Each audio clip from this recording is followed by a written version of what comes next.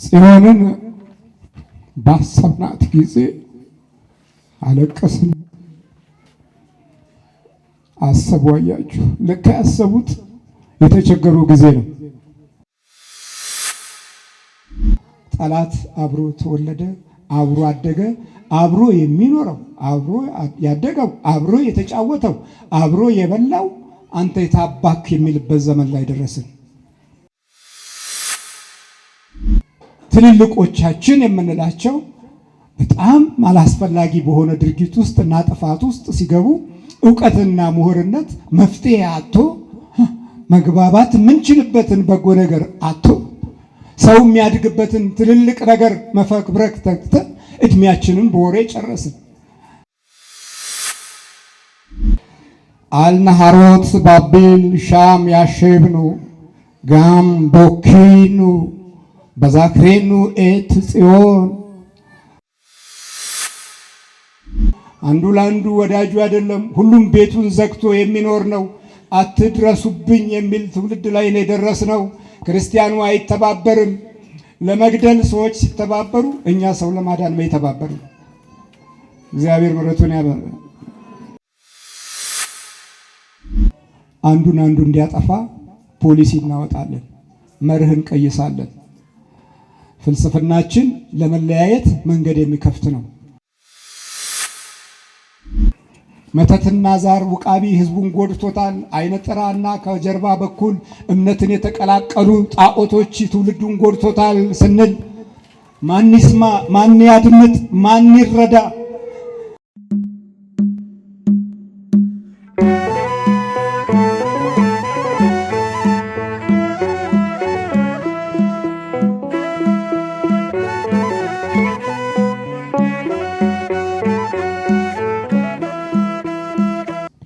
በስመ አብ ወወልድ ወመንፈስ ቅዱስ አሐዱ አምላክ አሜን። ብፁዕ ወቅዱስ አቡነ ማትያስ ቀዳማዊ ፓትርያርክ ርዕሰ ሊቃነ ጳጳስ ዘኢትዮጵያ ሊቀ ጳጳስ ዘአክሱም ወዕጨጌ ዘመንበረ ተክለ ሃይማኖት በጎ ፈቃድና እንዲሁም ብፁዕ አባታችን አቡነ መቃርዮስ የጅጅጋ እና የምስራቅ ሐረርጌ ሀገረ ስብከት ሊቀ ጳጳስ አባቶች፣ ካህናት፣ ዲያቆናት፣ የተጠራችሁ እንግዶችና አገልጋዮች ሁላችሁም የእግዚአብሔር ቤተሰቦች እንደምን ዋላችሁ? ልዑል እግዚአብሔር ዛሬም ዘወትርም ለዘላለም ስሙ የተመሰገነ ይሁን። ውስተ አፍላገ ባቢሎን ህየ ነበርነ ወበከይነ ሶበ ተሰገርናሃ ለጽዮን። የሚገርም ጩኸት ነው ይሄ ጩኸት። በባቢሎን ወንዝ አጠገብ በዚያን ተቀምጠን ጽዮንን ባሰብናት ጊዜ አለቀስን አሉ። በባቢሎን ወንዞች አጠገብ በዚያ ተቀምጠን ጽዮንን ባሰብናት ጊዜ አለቀስን። መዝሙር 137 ላይ የምናገኘው ቃል ነው።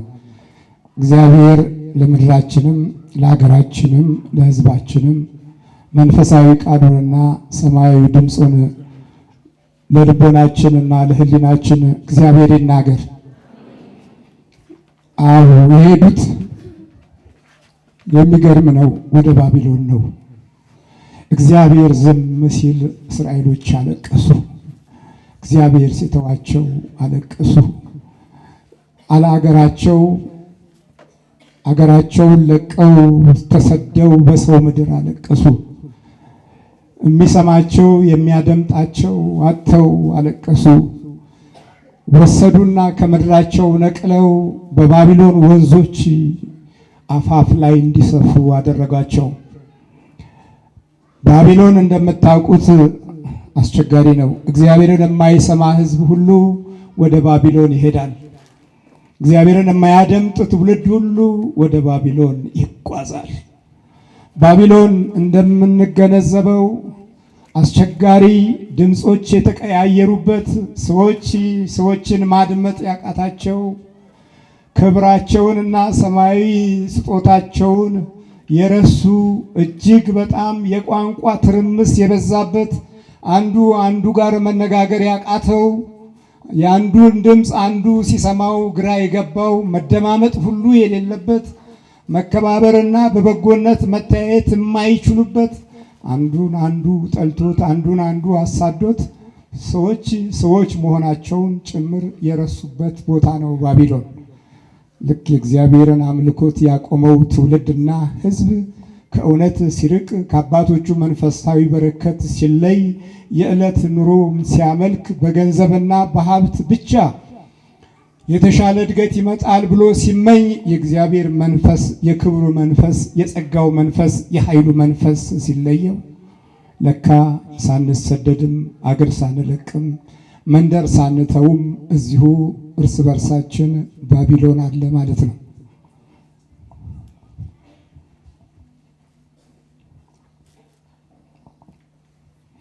እግዚአብሔር ይማረን። አለ ባቢሎን። የትም ሳንሄድ ድምፃችን አይሰማም። በመንደራችን ቁጭ ብለን፣ በሰፈራችን ሆነን፣ በሀገራችን ሆነን፣ አባቶች በኖሩበት ቀይ ባደግንበት መንደር እንሰደዳለን። አየህ፣ እግዚአብሔርን ስተው እንዲህ ነው ባቢሎን። እንቃጠላለን። መደማመጥ አቅቶን፣ መከባበር አቅቶን፣ መስማማት አቅቶን፣ አንድ መሆን አቅቶን፣ እየተናናቅን አንዱን አንዱ እያዋረደው፣ አንዱን አንዱ እያቃለለው፣ ለካ አብረን ቁጭ ብለን ባቢሎን እኖራለን። ጽዮንን ባሰብናት ጊዜ አለቀስን። አሰቡ። አያችሁ፣ ለካ ያሰቡት የተቸገሩ ጊዜ ነው። ለካ ያሰቡት የተሰደዱ ጊዜ ነው። ስለ ጽዮን ክብር ያወቁት ከምድራቸው ከተነቀሉ በኋላ ነው። እነዚህ አለቀሱ። አለቀስን አሉ። በጣም ግን አሉ ደግሞ ዝፈኑልን እስቲ አሉ። አሾፉብን። ዝፈኑ እያሉ ቀለዱብን። ለምን እንዘፍናለን? መሰንቋችንን አህያ ዛፎች ላይ ሰቅለናል። ያፈረሱን ሁሉ ተጫወቱ አሉን። እስቲ በዕብራይስጡ ምንድን ነው የሚለው? አልነሃሮት ባቤል ሻም ያሼብኑ ጋም ቦኪኑ በዛክሬኑ ኤት ጽዮን። ጽዮንን ባሰብናት ጊዜ አለቀስን። በባቢሎን ወንዞች ከፋፍለው የመከፋፈያ ወንዞች ውስጥ ወሰዷቸው። አያችሁ፣ እኛ ልክ ይሄው ገጥሞናል። በእርግጥ በከተማችን ውስጥ አለን፣ ግን የለንም። የእግዚአብሔር መንፈስ ሲለየን፣ እግዚአብሔር ዝም ሲል የሚከተሉት ሁኔታዎች ከሕይወታችን ይርቃሉ። አንደኛ፣ እምነታችን መንፈሳዊ በረከቱን ማምጣት ያቅተዋል። ስለዚህ የጽዮን መኖሪያ፣ የጽዮን የቅድስና ስፍራ ይደፈራል። ሁለተኛ፣ እምነታችን መደማመጥን ካጣ ችግር አለብን። ክፉ ጠላት ከሕይወታችን ጋር ነክሶ እያንዳንዳችን ውስጣችንን ቂመኛ፣ ምቀኛ፣ ተንኮለኛ፣ ግፈኛ፣ ነገረኛ የሚያደርገን ሕይወት መንገድ፣ ኑሮ፣ ጊዜ፣ ዘመን ላይ እንቆማለን። የዚህ ጊዜ ለእግዚአብሔር ጊዜ የለንምና በክፉ ልብና በክፉ ሕሊና ስለምንኖር የእግዚአብሔር መንፈስ ዝም ሲለን ቁጭ ብለን ሁሉም ነገር ላይ ፍርሃት፣ ስንወጣ ስንገባ ፍርሃት፣ በመውጣት እርጉም ትሆናለህ፣ በመግባትም እርጉም ትሆናለህ በማለት ዘዳግም ምዕራፍ 28 ላይ በደንብ ስለ በረከትና ስለ እርግማን ግልጽ አድርጎ ይነግረናል። በመውጣትም እርጉም እንሆናለን፣ በመግባትም እርጉም እንሆናለን። እያንዳንዱ ክፉ የሚያስብበትን ልብና ሕሊና በመንፈሳዊ ኃይል፣ በመንፈሳዊ በረከት፣ በመንፈሳዊ ተስፋ መኖርን እምቢ በሚል አእምሮ ውስጥ ስንመላለስ አንዱ የአንዱን ሕይወት ያያል። ከዚህ በኋላ ሊያደርግ የሚችለው አቅም ካለው በመተቱም በአስማቱም በድግምቱም በክፉ መናፍስትም ለዘመናት ስንጠላለፍ ኖረን ክፉ ጠላት ከሕይወታችን ጋር ተወልዶ ሌላው አሕዛብ ደግሞ በሚኖሩበት አምልኮት በሚኖሩበት ክፉ መንፈስ በሚኖሩበት ጣዖት ተወልደው እኛን ዓይናችንን ሲያዩ ቋንቋችንን ሲሰሙ ቋንቋችን ክብር እየራቀው እርስ በርሳችን የመደማመጥ ጸጋና በረከት እየተለየን አንዱ ለአንዱ መድኃኒት መሆኑ ቀርቶ አንዱን አንዱ የሚያማው ነገር የሚፈልግለት ተንኮል የሚፈልግለት ውድቀትን የሚሻ አይነት ተስፋን እንዴት ውድቀት እናደርጋለን? ዛሬ እኮ የደረስንበት ዘመን ይህንን ሰዎች ውድቀታቸውን የሚጠብቁበት ጊዜ ላይ እኮ ነው የደረስነው። ታዲያ በዚህ ጊዜ ባቢሎን ላይ ነን አይደለንም ብለን ራሳችንን ስናስተውለው፣ አዎ የምንግባባበት ቋንቋ ረክሷል፣ የምንነጋገርበት ድምፅ ተበላሽቷል፣ የምንወያይበት ሐሳብና ባህሪ የሰው ልጅን ማንነት ርቆት ሄዶ ልማዳዊ ንግግሮች ብቻ እንነጋገራለን እንጂ ልብ ውስጥ የሚያርፍ አንዱ ማጽናኛው የሚሆን ለሕይወት ትርጉም የሚሰጥ መንፈሳዊ ክብርን የሚያጎናጽፍ የልብ ወዳጅነትን የሚገልጽ የበረከት ሕይወትን ከነቋንቋችን ልንኖርበት አልቻለም። ስለዚህ በባቢሎን ወንዞች ዙሪያ ሁላችንም ዙሪያችንን በየመንደራችን በየቤታችን ይሄው ሆኗል። ምን ባቢሎን። ስለዚህ እናለቅሳለን፣ እንጨነቃለን፣ መከራ እናያለን፣ ከኑሯችን እንታገለዋለን፣ እሱ ይታገላል። ከአካላችን ጋር ይታገላል። ሐሰትን የሚያለማምድ፣ ክፋትን የሚያለማምድ፣ ተንኮልን የሚያለማምድ፣ ምቀኝነትን የሚያለማምድ የአንድነትን በረከትና ተስፋ ቸል ብለን የኖር ነው። አንዱ ለአንዱ ወዳጁ አይደለም፣ ሁሉም ቤቱን ዘግቶ የሚኖር ነው። አትድረሱብኝ የሚል ትውልድ ላይ ነው የደረስነው። ክርስቲያኑ አይተባበርም። ለመግደል ሰዎች ሲተባበሩ እኛ ሰው ለማዳን አይተባበርም። እግዚአብሔር ምሕረቱን ያበረ ሰው ለማዳን አይተባበርን። የሰው ችግርን ለማየት አይተባበርን። የሰው ስቃይን ለመመልከት አይተባበርን። የመንፈስ ጉዳትን ከሰው ልጆች ሕይወት ለማራቅ አይተባበርን። ስለዚህ ገዳዮቻችን ይተባበራሉ። እናለቅሳለን። አንድ መሆን አቅቶን እንደ ሀገርና እንደ ዜጋ መተሳሰብ አቅቶን ስንት ዘመን ጮህን፣ ስንት ጊዜ ተናገርን።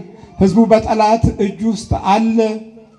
ጅጅጋ በሄድኩ ጊዜ ከተማሪው አብዛኛው የሚጮህ ነው። አብዛኛው የሚጮህ ነው። አሁን ሐረርጌ አንድ ወቅት ላይ የሄድኩ ጊዜ አብዛኛው የሚጮህ ነው። የሚጮኸው እኮ በረከት ይዞ አይደለም፣ መንፈስ ቅዱስን ይዞ አይደለም። የሚጮኸው እኮ ባቢሎን ውስጡ አለ። ሰው ከራሱ ተጣልቷል፣ ከባህሪው ተጣልቷል፣ ከህይወቱ ጋር ተጣልቷል። ሰው መሆን የተቸገርንበት ዘመን ላይ ነው አሁን የደረስነው። አሁን ሰው እንዴት ስለ ሰው ነው አሁን ግራ የገባን እኮ። ሰው ለመሆን በቂ ነው እንላለን። እንዴት ምን በቂ ሆነ? ሰው እየተቃጠለ፣ ሰው እየተገፋ፣ ሰው እየተቆራረጠ፣ ሰው እየተደበደበ፣ ሰው እየተቀጠቀጠ ይሄ የኢትዮጵያ ምድር ነበር ወይ ብለን ስናይ አይደለም፣ ወደ ባቢሎን ስለሄድን ነው። እኛም የጽዮን አገዳ አይደል ያለን? ጽዮን አለችም ወይ አክሱም? ጽዮን የኛ ነች አይደለችም? ጽዮን እመቤታችን ነች አይደለችም? አክሱም ጽዮን ሄደን አልነበረም? አዎ። ውስተ አፍላገ ባቢሎን በአፍላገ ባቢሎን በባቢሎን ወንዞች አጠገብ በዚያ ቁጭ ባልንበት ጊዜ አገር ለጥቀን የአባቶቻችንን ምድር ረስተን የተስፋውን ኃይል ትተን ቁጭ ባልንበት ጊዜ ጠላት አግዞ በወሰደን ጊዜ ያስቀመጠን ባቢሎን የቋንቋ መርከስ ባለበት፣ የድምፅ መለያየት ባለበት፣ የሰው ልጅ ሕይወት፣ ሞራል፣ መንፈሳዊ ግብና የተስፋ ኃይል በቆመበት እዛ ባቢሎን እዛ ወሰዱን። ድሮ ወደ ተበታተኑበት፣ ተነጋግረው መስማማት ወደ አቃቱበት፣ ተወያይተው ማረጋገጥ ወዳልቻሉበት ወደዛ ወሰዱን። ከዛ በኋላ እዛ አለቀስን፣ በደንብ አለቀስን። ደግሞ እንዲህ አሉ፣ እስከ መሰረቷ ድረስ አፍርሷት የሚለውን ድምፅ ሰማን ይላል 137 ላይ እዛው ላይ ማለት ነው። አፍርሷት እስከ ምኗ ድረስ? እስከ መሰረቷ ድረስ ምን በሏት? አፍርሷት። አንተ ስትተኛ መጸለይ ሲያቅትህ፣ መንፈስህን መለየት ሲያቅትህ፣ ቋንቋ ተዘበራረቀ፣ መደማመጥ የለም፣ ሕጉ ስብዕናህን አያከብር፣ ፍትሑ የማንነትን ጸጋና ሞገስ ሰብአዊነትን አይጠብቅ፣ መንፈሳዊነታችን የውስጥ ችግራችንን አይፈታ፣ የሚያደምጠን የለ፣ ውስጣችንን የምንናገርበት ቦታ የለ፣ ችግራችንን የምናወያየው ሰው የለ። ስለዚህ ምን ሆንክ? የውስጥ ባቢሎን። የምን ባቢሎን? ባቢሎን የት ነው ያለው? እዚሁ ውስጥ ነው። ከአካል ጋር መጣላት፣ ከህይወት ጋር መጣላት፣ ከባህሪ ጋር መጣላት።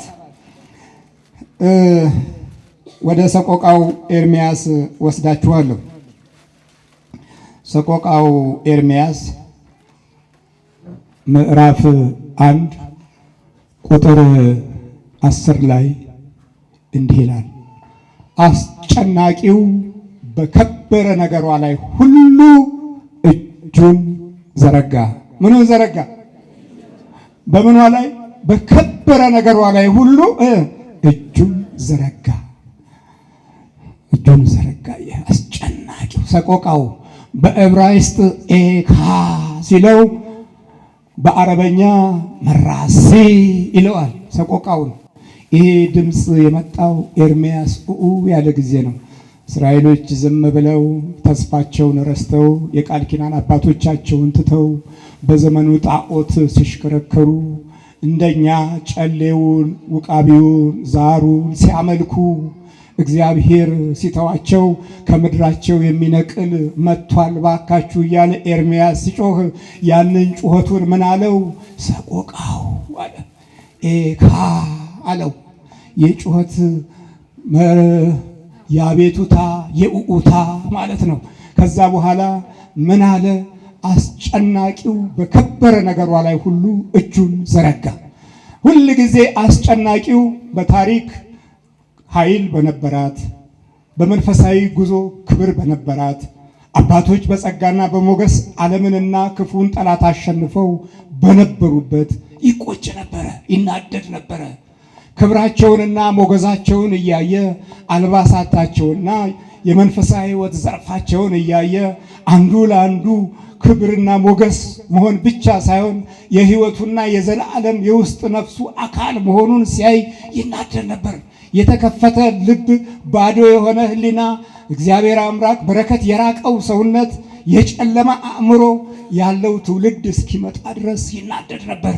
እነዛ ሞት ሲወስዳቸው እረፍት ሲያገኙ የጠላትን ኃይል አሸንፈው ለባለ ታሪክ ትውልድ መንገዱን ለቀው እነሱ ሲሄዱ የተተካው ትውልድ የአባቶቹን ክብር የአባቶቹን ሞገስ እየናቀ አዳዲስ ጣዖቶችን፣ አዳዲስ አማልክቶችን፣ አዳዲስ ውሸተኞችንና አዳዲስ ርዕዮተ ዓለመኞችን መከተል ሲጀምር ውስጡ ጠላት ገባ።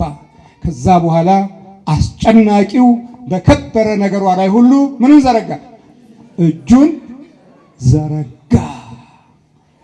ያዶ ፓራጽጻር አልኮል ማህመዴሃ ይለዋል ዕብራይስጡ። እጁን ዘረጋ። እጁ ጠንካራ አደረገ፣ ብርቱ አደረገ። ስንተኛ እንዲህ እኮ ነው። በሃይማኖት ላይ ዝም ብለን ስንተኛ ጠላት እየተወለደ ነው፣ እያደገ ነው። በእምነት ላይ ዝም ብለን ስናሾፍ፣ ስንተቻች፣ ስንወጋገስ፣ ስንጠላላ ለካ ጠላት እያደገ ነው፣ እየበረታ ነው። ጣዖታት መናፍስት ትውልዱ ላይ እየቀለዱ ነው።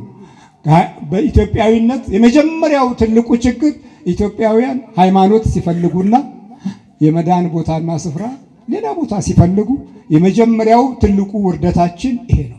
በእያንዳንዱ ልብ ውስጥ እምነትን የሚያስክድ ጠላት የውስጥ ሕይወትን ገዝቶ ለካ እጁን ከዘረጋ ቆይቷል። እኛ አላወቅንም። ስለ መንፈስ ሲነገረን አይገባንም። ስለ ቡዳ ሲነገረን አይገባንም።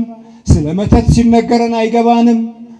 ጠላት ተይዟል ስንባል አይገባንም። የጠላት ኃይል ከማህፀን ጀምሮ ህዝቡን ተቆጣጥሯል ሲባል አይገባንም። ስለዚህ የሚመጣው ውጥረት ሰብአዊነት ምን እንደሆነ የሚያስጠላ ተግባር በአይናችን እያየን የከበረ ነገር ላይ ሁሉ እጁን ዘረጋ አይደል ያለው? ይሄው እጁን ዘረጋ ለኛም ዛሬም ለኛ አመታቶች፣ ወቅቶች፣ ሰዓቶች ኤካ ወይም ሰቆቃው ሆነውብናል። ቋንቋችን ተበላሸና ስንባላ ስንናከስ ሐሳቦች የሚመጡት ለልዩነት ነው። ድምጾች የሚመጡት ለማበጣበጥ ነው። እንዴት ነው ነገሩ? ትልልቆቻችን የምንላቸው በጣም አላስፈላጊ በሆነ ድርጊት ውስጥ እና ጥፋት ውስጥ ሲገቡ ዕውቀትና ምሁርነት መፍትሄ አጥቶ መግባባት የምንችልበትን በጎ ነገር አጥቶ ሰው የሚያድግበትን ትልልቅ ነገር መፈክብረክ ተክተን እድሜያችንን በወሬ ጨረስን። ትልልቅ የትምህርት ተቋሞቻችን ያፈለቋቸው ሰዎች የገበሬውን ኑሮ አላሻሻሉም። እስከ ዛሬ ድረስ ገበሬው ከቁንጫ ጋር እየታገለ ልብሱን እየሰፋ መደብ ላይ እየተኛ ይኖራል። ሌላው ዓለም በመካናይዝድ ያርሳል፣ በቴክኖሎጂ ይደገፋል። መንግስት ህዝቡን ይደግፋል፣ ህዝብ መንግስቱን ይደግፋል። እንዲህ ተያይዘው ረሃብን፣ ጉስቁልናን፣ ድንቁርናን ሲያጠፉ እኛ አንዱን እንዲያጠፋ ፖሊሲ እናወጣለን፣ መርህ እንቀይሳለን። ፍልስፍናችን ለመለያየት መንገድ የሚከፍት ነው። ስለዚህ አስጨናቂው በከበረ ነገሯ ላይ ሁሉ ምንን ዘረጋ? እጁ ዘረጋ። የእምነትን ኃይል ወሰደብን፣ የመተማመንን ፍቅር ወሰደብን። ሃይማኖት እኮ ለፍቅር እንጂ ለምን ሌላው ምንድን ነው?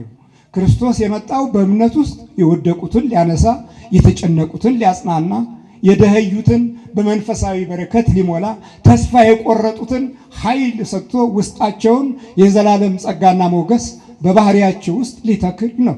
ቤተ ክርስቲያን ይህንን ድርሻ ለመወጣት በተለያየ አይነት መንገድ ጠላት በዛ። ጠላት አብሮ ተወለደ፣ አብሮ አደገ። አብሮ የሚኖረው፣ አብሮ ያደገው፣ አብሮ የተጫወተው፣ አብሮ የበላው አንተ የታባክ የሚልበት ዘመን ላይ ደረስን። አብሮ ይኖረው። ስለዚህ አስጨናቂው በከበረ ነገሯ ላይ ሁሉ እጁን ዘረጋ። ወደ ባቢሎን ሄድን። ያው ድምፃችን እስካሁን ድረስ አልተመለሰም። እግዚአብሔር ሆይ ድምፃችንን መልስልን እንበለው። ቋንቋችንን መልስልን እንበለው። ቋንቋ ሲረክስ መደማመጥ የለም። ቋንቋ ሲበላሽ አንድነት የለም። በቋንቋ ላይ እንጣላለን። አንዱ ለአንዱ ይከረፈዋል ድምፁ፣ አንዱ ለአንዱ ይጠላዋል፣ ይመቀኘዋል፣ በፍጹም አይወደውም። እና ስለዚህ ዛሬ ብፁዕ አባታችን በእውነት ታላቅ አባት ናቸው። በችግራችን ጊዜ ሁሉ ከጎናችን ቆመው እታች ወርደው የሚያዩ ናቸው። የህብረተሰቡ ጉስቁልና፣ የህብረተሰቡ ውስጣዊ እጦት ይሰማቸዋል። በዚህ ላይ ደግሞ በሀገሪቱ ላይ የሚታዩት ነውጦችና የክፎችን ሴራ በግልጽ እያዩት በጅጅጋ በሐረር ያለውን ጠቅላላ እሳታዊ የሆነ የልዩነት ውጥረት ሳያስደነግጣቸው ወደዛ ሄደው እሳት ውስጥ የገቡ አባት ናቸው። እግዚአብሔር ስሙ የተመሰገነ ይሁን።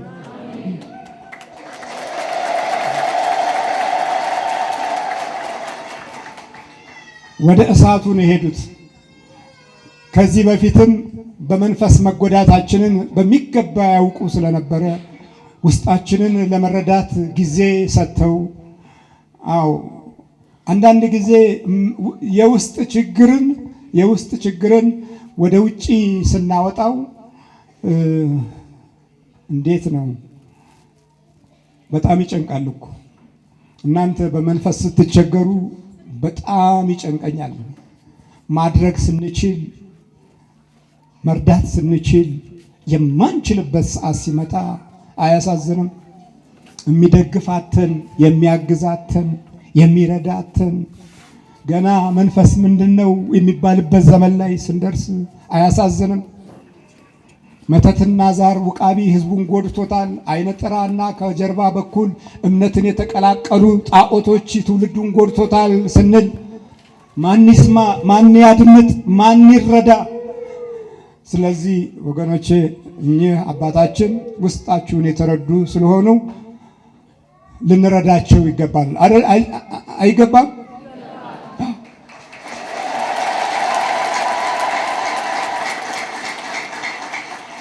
አገረ ስብከታቸው ከእሳት ጋር ከተፈጥሮ እሳት ጋር ከሰው እሳት ጋር ነው የሚመላለሱትና የሚሄዱት። እኔ ጅጅጋንም አውቀዋለሁ፣ በደህናው ጊዜ አገልግዬበታለሁ።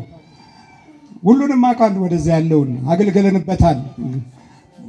እንዳላገለገል ብንሆንም ብንጣልም ብንገፋም ብንሰደብም ብንሰደድም ከዚች ቤተ ክርስቲያን አልወጣንም። እግዚአብሔር ስሙ የተመሰገነ ነው።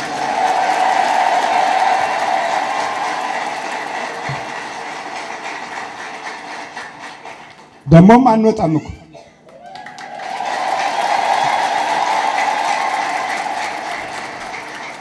የሚያስኮርፍ ቢሆን የሚያናድድ ቢሆን ከዚህችው ተቋም ከ20 በላይ ደብዳቤ ተጽፎ እኛ እናቀውም እሰሩት ተብሎ ደብዳቤ እኮ ተልኮ ነበር። ታስሬያለሁ እሰሩት የሚል ደብዳቤም ተልኮ ነበር። ግን መታሰሬ ለክብር እንጂ ለውርደት አይደለም።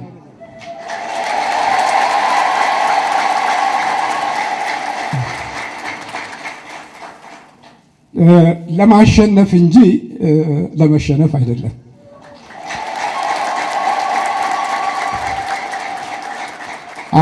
አያስኮርፍም። እምነት አያስኮርፍም። በእምነታቸው አኩርፈው ዛሬ በየቦታው የሚሯሯጡ በህሊናቸው የህሊና ወቀሳ እየገጠማቸው የሚጨነቁ እህቶችና ወንድሞች አሉ። በመናፍስት የሚዘላብዱ ግራ ገብቷቸው የተጨነቁ ግን መጽናት አቅቷቸው አይተባበር ሁሉም እንደውም ይክዳ። ቤተ ክርስቲያንን ግን አንከዳም። እንደው ከተፈለገም ማለት ነው። ስለዚህ ችግራቸውን ምንጊዜም ቤተ ክርስቲያን በጎደላት ቦታ ላይ እንቸገራለን፣ የጎደለውንም እንሞላለን።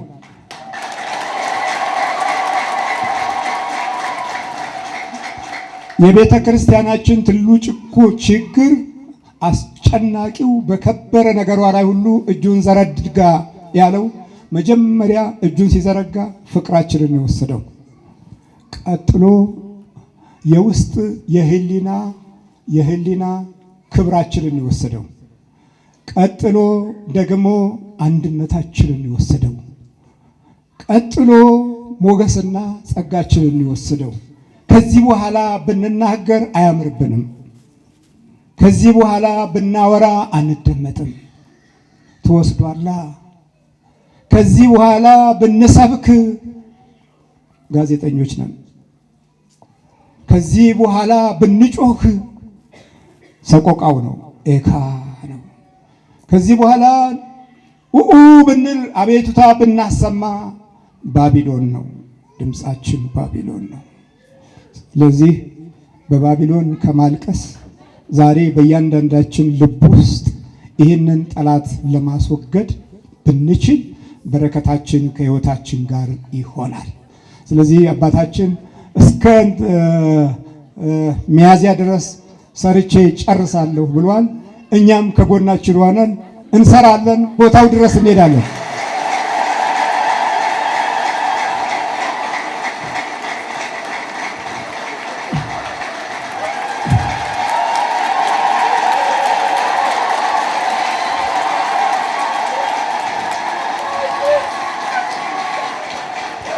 እዛ የተሰቃዩት ወንድሞቻችን ክርስቲያኖች የሉም ወይ ብለውናል። አሉ። እኛ እስላሙና ክርስቲያን አንድ ጋር ሆነን የእስላሙ መስጊዱን ሲሰራ ክርስቲያኑ እያገዘ ክርስቲያኑን እስላሙ እያገዘ የቆምንባት ሀገር ነን። በደህንነት ፈውስ በኩል እንደምታዩት ሙስሊሞቹ ከነጥምጥማቸው ሲፈወሱ አይደለም እናየው። ምንድነው ይሄ? ኢትዮጵያውያን ስለሆኑ እኮ ነው። ችግራቸውን መካፈል እኮ ነው። እኔ ከእስላሞች ጋር ነው ያደግኩት። ባሌ ጎባ ቁርአን ቀርቻለሁ አብሬ። እኔም ወንጌል አስተምሬያቸዋለሁ። እነሱን መልእክት እያስተማርኩ እኔ ቁርአን እቀራ ነበር። በደንብ አነባለሁ፣ እጽፋለሁ ቁርአን። ለምንድን ነው? አንድነት ስለነበረን ነው። አንድ ነበር። በክብረ በዓሎቻቸው ላይ ለእኛ ገንፎ በቅቤ ይሰጡናል። እኛ በግና ፍየል እንሰጣቸዋለን። የእነሱን ጠብሰው ይበላሉ። በእኛን ደግሞ በፋሲካ ወይም በጥምቀት እነሱ በግና በሬ ያመጡልናል። እኛ ባርከን አርደን እንበላለን። ለእነሱም እንደዚሁ እንሰጣለን። እንዲህ የነበርነውን ዛሬ ምንድነው መዓት የመጣብን ስንል የለም እነሱ ጋር አይደለም ችግሩ እኛ ጋር ነው። አይምሰላችሁ፣ እኛ ነን። እነዚህ ሰዎች በሽተኞች ሆነዋል፣ ታመዋል። አብሯቸው የተለያየ መንፈስ ይዟቸዋል። ለነዚህ ልጆች መድረስ ነበረብን። አጋንንቶቻቸውን ማስወጣት ነበረብን። ውስጣቸው ያለውን ጠላት መንቀል ነበረብን። አንድነት ስለሌለን ምን እናርግ ታዲያ? ምን እናርግ? አንከባበር። እንደምታዩት አንዱ ተች ነው፣ አንዱ አሳዳጅ ነው። አንዱ በአንዱ ላይ ነው እንጀራውን የሚያሳምረው። የግፍ እንጀራ፣ የጥፋት እንጀራ፣ የክህደት እንጀራ እየበላን እንዴት ነው ሌላው ላይ አሁን እጃችንን ክንዳችንን ምን ነው እንዲሆነ የምንለው? ስለዚህ ጥፋቱ የኛ ነው አይምሰላችሁ። መድረስ አልቻልንም። አንድነት የለንም፣ ህብረት የለንም፣ መተሳሰብ የለንም። አንዱ ሲደበደብ አንዱ ዝም ይላል፣ አንዱ ሲቀጠቀጥ ዝም ብሎ ይመለከታል። ይሄ ነው እንደ ኢትዮጵያዊነት? እንዲህ ነበር እንደ አባቶቻችን የኖሩት? አንዱ ለአንዱ አልነበር እንደ ዋስትና የነበረው? አንዱ ለአንዱ ኃይሉ አልነበረም እንዴ? ተው የሚል እንዴት ይጠፋል? እና ይሄ ትልቁ የውድቀታችን ምልክት ነው። ግን ቢሆንም አሁንም ጊዜው አላለቀም። አጥፊዎችም ቢሆኑ አሁንም ጊዜው አላለቀም። ብዙ ልናስብና ብዙ አንድ ልንሆን ይገባል። በጸሎት የበለጠ ልንታገዝ ይገባል። ዝም በል እኮ ማለት ይቻላል። እኮ ቡታጀራ አንዱ ሊደበድበኝ መጥቶ ማንም የለም እኮ እኔን የሚያግዘኝ ማንም በሌለበት ሰዓት ለጸሎት ሰዓት መጥቶ ትልቅ ደብኛ ዱላ አንዴ ከመታ የማያስተርፍ ዛሬ በዚህ ጀልጥሃለሁ ብሎ እኮ ነው የመጣው። ሲመጣ እንግዲህ ልበል እንዴ መጣ። ምን ትሉታላችሁ? በዚህ ጊዜ ያዘው ዱላ ውሃ የሚያሰኝ ለአህያም የሚያስፈራ ነው እንኳን ለሰው። እሱ የመጣው መተት ለምን ፈታህብኝ ብሎ ነው። ከጎን ያለውን ሊነቅል ነው የመጣው። ለምን መተቱን ፈታህብኝ? እሱን ከአባርሬ ቤቱን መውሰድ ነበረብኝ። ስለዚህ የሰራኸው ተንኮል አንተኑ እዚሁ ዋጋ ያስከፍልሃል አለኝ። ስለ መተት ስለተፈታ እኮ ነው። ከዛ እንግዲህ ማናል ወዲህ ብል ማን ብል አንተ ስማ አይነጥላ ስለው ብድግ አለ። ምን እኔ አይደለሁም እኮ እሱ ነው ዱላ ይዞ የመጣው አለ።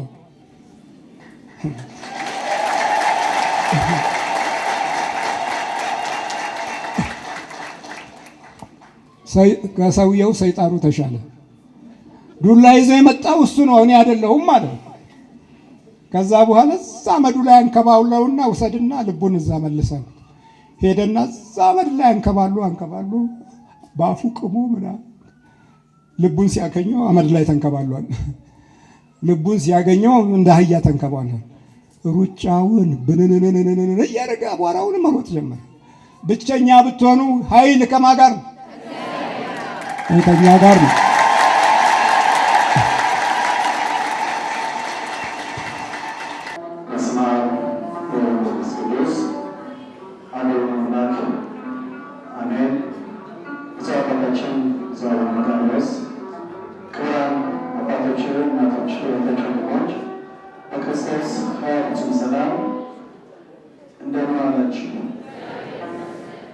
ድምፃችን በብዛታችን አይደለም፣ በድጋሚ ለማራችሁ እግዚአብሔር አምላካችን ስሙ የተመሰገነ ይሁን።